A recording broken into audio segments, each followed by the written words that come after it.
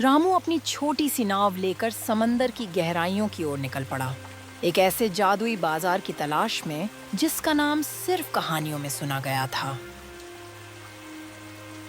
पर कुछ दिन पहले ऐसा नहीं था। रामू एक साधारण किसान था। रामू की खेती पूरी तरह बारिश पर निर्भर थी। जब बादल आते तो उसके खेतों में हरियाली छा जाती, और जब आसमान सूना रहता तो उसके दिल में भी सूखा पड़ जाता। काका, इस साल तो एक बूंद बारिश भी नहीं हुई। सारा खेत सूख गया। बीज बोए थे पर अंकुर भी नहीं निकले। हाँ बेटा रामू, इस धरती ने जैसे सांस लेना ही छोड़ दिया हो। हम तो भगवान से रोज दुआ मांगते रहे, पर बादल आए ही नहीं। अब बताओ काका, घर कैसे चलेगा? बच्चों के लिए अनाज नहीं, जानवरों के लिए चारा नहीं। लगता है इस बार गांव के बहुत से लोग शहर चले जाएंगे काम की तलाश में। हम किसान हैं बेटा, जमीन से ही जीते हैं। पर जब जमीन ही सूख जाए तो उम्मीद भी मुरझा जाती है। पता नहीं इस बार कैसे गुजारा होगा। इतना बोलकर रामू घर की तरफ चला जाता है।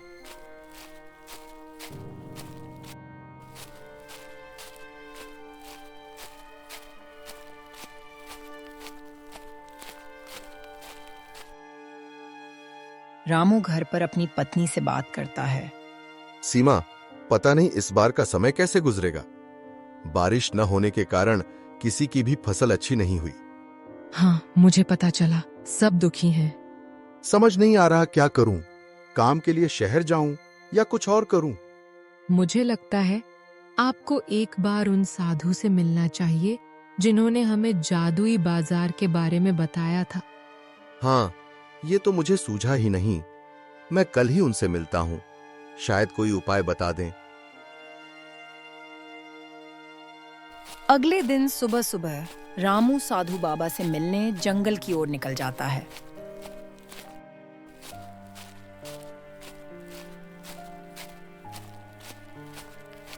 प्रणाम बाबा जी, मैं रामू हूं, गांव से आया हूं। आशीर्वाद बेटा। क्या बात है, इतनी सुबह जंगल में कैसे आना हुआ? बाबा जी, इस साल बारिश ही नहीं हुई।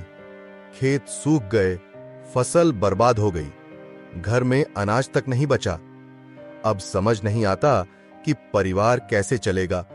जब धरती सूखती है तो इंसान का धैर्य परखा जाता है बेटा। तुम हिम्मत मत हारो। तो बाबा जी, मैं क्या करूं? कोई रास्ता बताइए। हाँ, एक तरीका है। तुम्हें जाना होगा जादुई बाजार में, लेकिन यह जंगल वाला जादुई बाजार नहीं है। तो फिर कौन सा जादुई बाजार साधु बाबा? वो जादुई बाजार जो समुद्र के पार है। वहां तुम अपने गांव की मिट्टी लेकर जाना और बदले में पानी लेकर आना। जैसे ही तुम वो पानी लेकर आओगे, तुम्हारे गांव में बारिश हो जाएगी। ठीक है बाबा जी, मैं ऐसा ही करूंगा। रामू ने साधु बाबा को प्रणाम किया और घर की ओर चल पड़ा।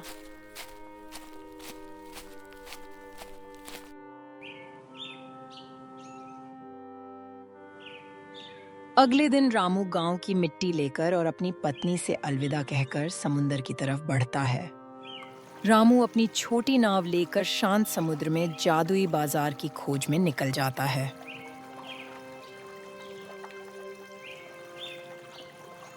रास्ते में तेज बारिश होने लगती है, पर रामू बिना रुके आगे बढ़ता जाता है।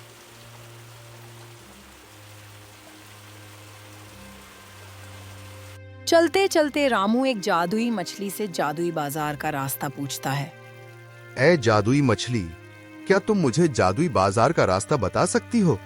हाँ, मुझे रास्ता पता है, लेकिन तुम यहाँ कैसे आए और किसने तुम्हें भेजा है? मैं रामू हूँ, मुझे साधु महाराज ने भेजा है। तो ठीक है, यहाँ से थोड़ी ही दूर समुंदर के किनारे के पास ही वो बाजार है। धन्यवाद जादुई मछली।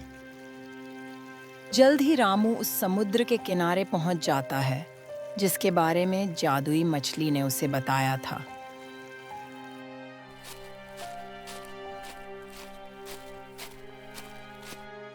रामू जादुई बाजार के दरवाजे के पास पहुंचता है। अरे, ये कैसा दरवाजा है? पता नहीं अंदर क्या होगा। रामू डरते डरते उस दरवाजे के अंदर चला जाता है।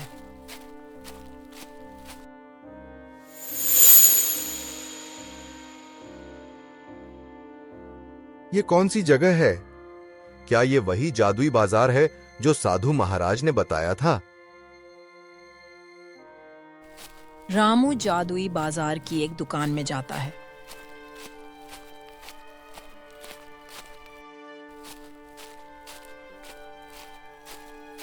तुम कौन हो बेटा और यहाँ कैसे आए? बाबा, मुझे साधु महाराज ने भेजा है। बोलो क्या बात है? बाबा, मेरे गांव में बारिश नहीं हुई और गांव में सूखा पड़ गया है।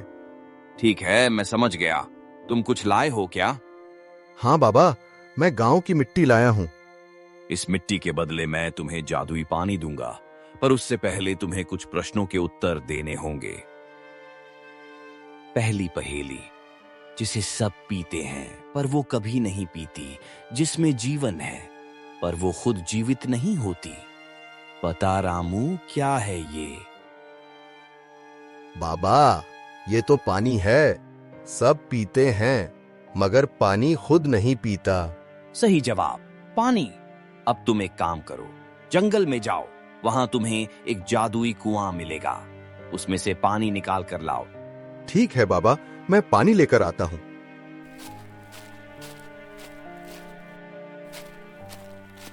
रामू पानी लेने जंगल की ओर निकल जाता है। चारों तरफ सन्नाटा छाया हुआ था।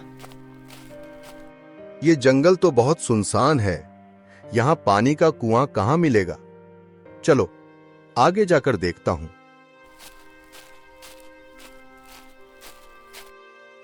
रामू एक गुफा के सामने पहुंचता है और कहता है, ये कैसी गुफा है? अंदर जाकर देखता हूँ।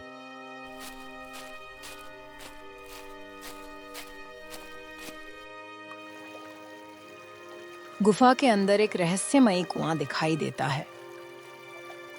शायद यही वही कुआं है जिसके बारे में बाबा ने बताया था।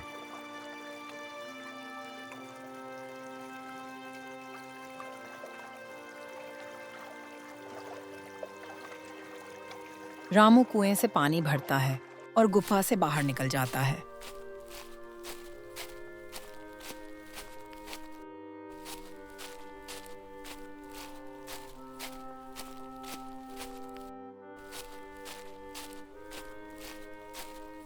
बाबा, मैं पानी लेके आ गया। बहुत अच्छा बेटा, अब ये पानी लेकर तुम गांव जाओ और अपने खेत में डाल देना। बारिश हो जाएगी। पर बाबा, ये पानी लेकर मैं सीधा गांव जा सकता था। आपने मुझे यहाँ क्यों बुलाया? क्योंकि मैं देखना चाहता था कि तुम इसके लायक हो या नहीं। धन्यवाद बाबा, आपकी वजह से मेरा गांव फिर से आबाद हो जाएगा। रामू अपने गांव की तरफ चल पड़ता है। रामू अपनी नाव की ओर बढ़ता है और समुंदर के सफर पर निकल पड़ता है।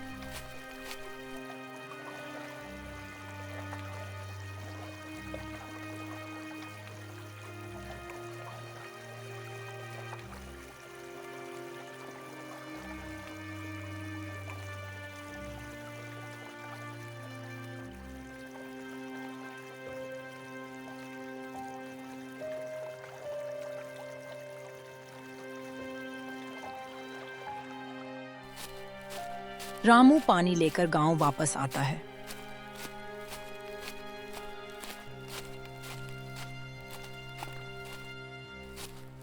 वो सबसे पहले अपने घर जाता है जहां उसकी पत्नी उसकी राह देख रही होती है।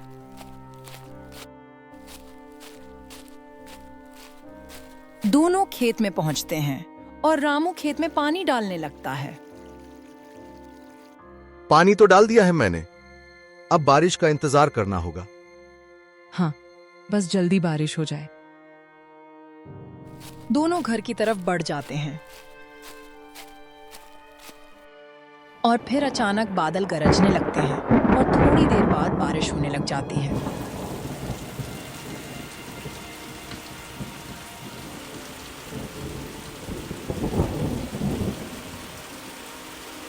रामू, बाबा का उपाय काम कर गया।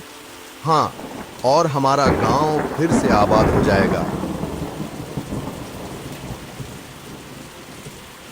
कभी कभी सच्चे दिल से की गई कोशिश और विश्वास ही सबसे बड़ा जादू होता है। रामू ने न सिर्फ अपने खेतों में हरियाली लौटाई, बल्कि पूरे गांव में उम्मीद के फूल खिला दिए।